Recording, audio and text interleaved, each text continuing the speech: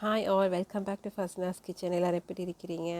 இன்றைக்கி வந்து நான் சமைக்காமல் கொஞ்சம் வித்தியாசம் ஏதாவது பண்ணலான்னு யோசித்தேன். அதில் வந்து ஐடியா தான் கிச்சனுக்கு தேவையான டிப்ஸ் அண்ட் ஹேக்ஸ் கொடுக்கலாம், அது நல்லா யூஸ்ஃபுல்லாக இருக்கும் லேடிஸுக்கு அப்படின்னு. I hope your enjoy this video guys. வாங்க வீடியோக்குள்ளே போகலாம்.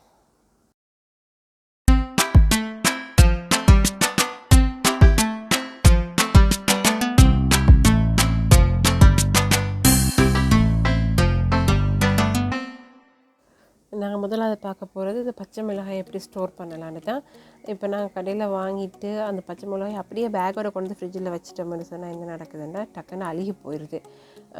ஒரு 2-3 நாள்லேயே அது எல்லாமே பழுதாக போயிடுது. இப்போ அதை நாங்கள் அவாய்ட் பண்ணுறதுக்கு என்ன பண்ணலான்னா, ஒரு ஏர்டைட் கண்டெய்னரில் இந்த மாதிரி ஒரு டிஷ்யூ ஒன்று அடியில் போட்டுட்டு, அதுக்கு பிறகு நாங்கள் அந்த நெட்டையெல்லாம் உடைச்சிட்டு இந்த காம்பையெல்லாம் எல்லாம் ரிமூவ் பண்ணிவிட்டு எல்லா பச்சை மிளகாயும் அதில் போட்டுட்டு, அதுக்கு பிறகு அதுக்கு மேலே ஒரு டிஷ்யூவால் மூடிட்டோம்னா அதில் இருக்கிற ஈரத்தை எல்லாம் உறிஞ்சிடும். அப்போ அது வந்து ஒரு வாரம் இல்லை ஒரு 2-3 வாரத்துக்கு கூட கெட்டு போகாமல் இருக்குது. இந்த மாதிரி பண்ணி பாருங்கள். நாங்கள் அடுத்தது பார்க்க போகிற தக்காளி. இதுன்னா நாங்கள் வாங்கி வச்ச சீசன் டைமில் எல்லாம் 1 கிலோவுக்கு பதிலாக 2 கிலோ வாங்கி வச்சுருவோம். ஆனால் என்ன நடக்கும்னா 2-3 நாளில் பார்த்தோம்னா அது எல்லாமே அழுகி போயிடும். அப்போ அந்த மாதிரி சுச்சுவேஷனில் இந்த மாதிரி நாங்கள் அந்த அதில் இருக்கிற காம்பு நெட்டையெல்லாம் உடைச்சிட்டு அந்த பள்ளமாக இருக்கு இல்லையா, அந்த இடத்துல ஒரு கிச்சனில் நான் யூஸ் பண்ணுற cooking oil, any cooking oil, அது கோகோனட் ஆயிலாக இருக்கலாம், இல்லை வெஜிடபிள் ஆயிலாக கூட இருக்கலாம். எனி ஆயில் அதை அப்படியே அப்ளை பண்ணிடலாம். இந்த மாதிரி எல்லாத்தையும் அப்ளை பண்ணிவிட்டு ஒரு ஏர்டைட் கண்டெய்னரில் அடியில் ஒரு டிஷ்யூ ஒன்றை போட்டுட்டு அதுக்கு மேலே இதெல்லாம் போட்டுடலாம். இது எல்லாமே அடுக்கி வச்சுட்டோம்னு சொன்னால் அது எவ்வளோ நாளுக்கு இருந்தாலும் அது கெட்டு போகாமல் நல்லா இருக்குது, ஃப்ரெஷ்ஷாக இருக்குது. இந்த மாதிரி நீங்கள் பண்ணி பார்த்தீங்கன்னா உண்மையிலேயே அது உங்களுக்கு நல்லா யூஸ்ஃபுல்லாக இருக்கும். இந்த மாதிரி ட்ரை பண்ணி பாருங்கள். பார்த்துட்டு எனக்கு கமெண்ட் பண்ணுங்கள் எப்படி இருக்குன்னு சொல்லி. நாங்கள் அடுத்தது பார்க்க போகிறோம் 3வதாக என்னென்னு சொன்னால் வெங்காயத்தோல். இந்த வெங்காயத்தோலெல்லாம் நாங்கள் என்ன செய்கிறது, சிலவங்க அப்படி வீசிடுவாங்க. இதை வந்து இப்படியே நாங்கள் வந்து நாங்கள் வீட்டில் வளர்க்குற செடிகளுக்கு போடலாம். அப்படி இல்லாமல் இன்னொரு மெத்தட் என்ன, இப்போ இந்த மாதிரி தண்ணியை ஊற்றி ஓவர் நைட் ஊற்றி வச்சிட்டிங்கன்னா அடுத்த நாள் பார்த்தீங்கன்னு சொன்னால் அது வந்து நல்ல ரெட் கலராக இருக்கும், கலர் மாதிரி இருக்கும் அந்த தண்ணி. அதை இந்த மாதிரி வடித்து எடுத்துடுங்க.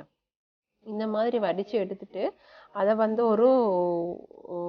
நாங்கள் ஸ்ப்ரே பண்ணுவோம் இல்லையா, அந்த மாதிரி ஸ்ப்ரே ஏதோ பாட்டிலில் ஊற்றி நீங்கள் ஸ்டோர் பண்ணி வச்சுட்டு அப்போ நாங்கள் எங்களோட செடிகளுக்கு, அது மணி பிளான்ட் ஆகிக்கலாம், ஏதாவது இந்த பூச்செடிகளாக இருக்கிற அதுக்கெலாம் இந்த மாதிரி ஸ்ப்ரே பண்ணோம்னு சொன்னால் நல்லா பூவால் வரும்.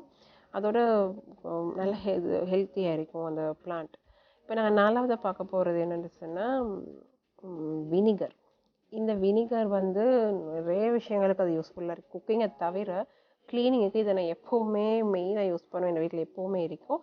அதோடு சேர்த்து பைகார்பனேட் சோடா, அதில் ஒரு டீஸ்பூன். இப்போ குக்கிங் இந்த வினிகர் வந்து உங்களுக்கு கப் எடுத்தீங்கன்னு சொன்னால் அதில் 1 டீஸ்பூன் பைகார்பனேட் சோடா, ஒரு 2 டீஸ்பூன் வந்து எனி டிஷ்வாஷ் லிக்விட் ஏதாவது எடுத்து அதை இப்படி மிக்ஸ் பண்ணிங்கன்னா இந்த மாதிரி ஒரு பால் மாதிரி ஒரு கலங்கலை இந்த மாதிரி வரும்.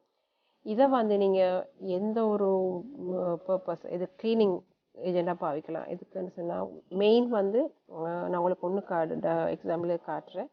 இந்த கேஸ் ஸ்டவ் அதை எப்படி க்ளீன் பண்ணுன்னு பார்க்கலாம் பாருங்கள். அதில் வந்து எப்படின்னா அது நான் வந்து ஒரு ஸ்ப்ரே பாட்டிலில் ஊற்றிட்டு இது நீங்கள் ஃப்ரிட்ஜ் க்ளீன் பண்ணலாம், சிங்க் க்ளீன் பண்ணலாம், ஹெவியாக இருந்த நம்ம குடிக்கிற கிளாஸ் கப்ஸ் எல்லாம் இருக்குது இல்லையா, அதில் கூட கரை இருக்கும், அது கூட யூஸ் பண்ணலாம். இப்போ நான் உங்களுக்கு கேஸ் ஸ்டவ் எப்படி க்ளீன் பண்ணி காட்டுறேன். இந்த மாதிரி எல்லாம் பார்த்தீங்கன்னு சொன்னால் அந்த பர்னர் கடையில் எல்லாம் அந்த ஒரு எண்ணெய் பிசுக்கு தன்மையாக இருக்கும். அதை வந்து இது டக்குன்னு ரிமூவ் பண்ணக்கூடிய தன்மை இந்த பைகார்பனேட் சோடாக்கு வினிகருக்கு இருக்குது. இந்த மாதிரி ஸ்ப்ரே பண்ணிவிட்டு இந்த மாதிரி ரப்பன் எடுத்து இந்த மாதிரி தேய்ச்சிருங்க, நல்லா தேய்ச்சி விட்டிங்கன்னா அதில் இருக்கிற கரைகள் எல்லாமே கம்ப்ளீட்டாக க்ளீன் ஆகிடும், நல்லா புதுசு மாதிரி ஆகிடும். இந்த மாதிரி ஸ்டெப்ஸ் தான் நான் யூஸ் பண்ணுறது. இதை நீங்களும் ஃபாலோ பண்ணி பாருங்கள், நல்ல ஒரு ரிசல்ட்ஸ் உங்களுக்கு கிடைக்கும். இது வந்து நான் இப்போ ஜஸ்ட்டு நம்ம நார்மலாக டீப் க்ளீன் பண்ணல, சிம்பிளாக க்ளீன் பண்ணி காட்டுறேன். இது டீப் க்ளீன் பண்ணுறப்போ எப்படின்னு சொன்னால் நான் வந்து எல்லா பர்னர்ஸ் எல்லாத்தையும் எடுத்துகிட்டு தான் பண்ணுவேன். அது இன்னொரு முறை காட்டுறேன். இப்போ நான் பண்ணுறது என்னென்னு சொன்னால் ஒரு வெட் க்ளோத்தால் அது எல்லாமே துடைக்கிறேன். ஈர துணியை ஒன்று எடுத்து துடைச்சிட்றேன். துடைச்சி எல்லாத்தையும் க்ளீன் பண்ணிவிட்டு போட்டுறேன். இப்போ அடுத்ததாக நாங்கள் பார்க்க போகிறது என்னென்னு சொன்னால் இது கொத்தமல்லி. கொத்தமல்லின்னா அது ஸ்டோர் பண்ணுறது சிலவங்களுக்கு எனக்கு ஸ்டார்டிங்கில் நானும் ரொம்ப கஷ்டப்பட்டேன். வாங்கி கொண்டு வச்சுருவேன். ஒரு 2-3 நாள்லேயே எல்லாமே அழுகி போயிடும், அப்படியே வீசுகிறது தான். இப்போ இது வந்து நான் இப்போ ரெகுலராக பண்ணிட்டு வரேன். நல்லா யூஸ்ஃபுல்லாக இருக்கு. ஒரு நாள் இல்லை, 2 நாள் இல்லை, நான் 3 கிழமைக்கு மாதிரி அந்த மாதிரி வச்சு பாவிக்கிறேன். நான் உங்களுக்கு இதை காட்டினதுக்கப்புறமா ஃபைனலாக இன்னொன்று காட்டுறேன். நான் 3 வாரமாக ஸ்டோர் பண்ணினேன் கொத்தமல்லி எப்படி இருக்குன்றதை நான் காட்டுறேன். இப்போ இதை பாருங்கள், இந்த மாதிரி பேப்பரில் சுற்றிட்டு, ஒரு நியூஸ் பேப்பரெல்லாம் சுற்றிட்டு பாட்டிலில் தண்ணியை ஊற்றி இந்த மாதிரி வச்சுருங்க. இப்போ இது பார்த்திங்கன்னா வாடின மாதிரி தான் இருக்குது. இன்றைக்கி வாங்கிட்டு வந்து ஃப்ரெஷ் தான், பட் அது கொஞ்சம் சோர்ந்த மாதிரி. இதே இது நீங்கள் நாளைக்கு பார்த்தீங்கன்னா அப்போ பிச்சு எடுத்த மாதிரி ஃப்ரெஷ்ஷாக இருக்கும். இதை வந்து இப்படி ஷாப்பிங் பேக்கால் கட்டிட்டு ஃப்ரிட்ஜில் போட்டுறணும். ஃப்ரிட்ஜில் போடுறோன்னு சொன்னால் அந்த டோர் சைடில் தான் போடணும். ஃப்ரிட்ஜ் டோர் சைடில் வச்சுட்டிங்கன்னா கூல் வந்து அதுக்கு கணக்காக இருக்கும், இல்லாட்டி ஓவர் கூலாக இருக்கும். நான் டோர் சைடில் தான் வைக்கிறது. இந்த மாதிரி கட்டிட்டு வச்சுட்டோம்னு சொன்னால் எப்போவுமே கெட்டு போகாமல். இப்போ நான் எடுக்கிறது வந்து நான் முதல் பாவிச்சது. இப்போ 3 கிழமைக்கு முதல் வாங்கின கொத்தமல்லியை காட்டுறேன். அது ஆல்ரெடி நான் எல்லாமே யூஸ் பண்ணிட்டேன், வெட்டி எடுத்துட்டேன்.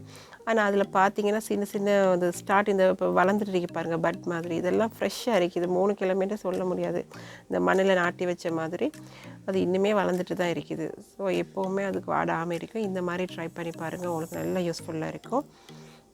பாருங்கள் எவ்வளோ ஃப்ரெஷ்ஷாக இருக்குது, இன்னுமே வளருது. இப்போ நாங்கள் அடுத்தது பார்க்க போகிறோம் என்னென்னு சொன்னால், அதுவும் உங்களுக்கு நல்ல யூஸ்ஃபுல்லாக இருக்கும். வடி. இந்த வடியை பார்த்திங்கன்னா சிலவங்களோட வீட்டில் இந்த தேயிலை வரித்து அதாவது அப்படி கருப்பாக இருக்கும். அதான் இந்த மாதிரி கேஸ் குக்கரில் சூடு பண்ணிட்டோம்னு சொன்னால் அதில் இருக்கிற அந்த தேயிலை ஒட்டிகிட்டு இருக்கு இல்லையா, அதெல்லாமே அப்படி பேர்ன் ஆகி ஸ்மோக் வரும். அது பயப்படவே தேவையில்லை. அது நல்லா ஸ்மோக் வந்ததுக்கப்புறம் இந்த மாதிரி தட்டி விட்டிங்கன்னா எல்லாமே கொட்டிடும். கொட்டினதுக்கப்புறம் வாஷ் பண்ணிவிட்டு பார்த்தீங்கன்னா புதுசாக இருக்கும். உங்களுக்கே நம்ப முடியாது. இப்போ என்னுடைய பார்த்தீங்கன்னாலே உங்களுக்கு விளங்கும். அவ்வளோதான் காஸ், இதோட இந்த வீடியோ முடிய போகுது. உங்களுக்கு இந்த வீடியோ பிடிச்சிருந்துச்சுன்னா மறக்காமல் லைக் பண்ணிவிடுங்க. அதோட இதே மாதிரி kitchen life hacks and tips உங்களுக்கு வேணும்னா கமெண்ட் செக்ஷனில் கமெண்ட் பண்ணுங்கள். ஃப்யூச்சரில் அப்லோட் பண்ணுறேன். Until then, bye from Fazna. Take care. Bye bye.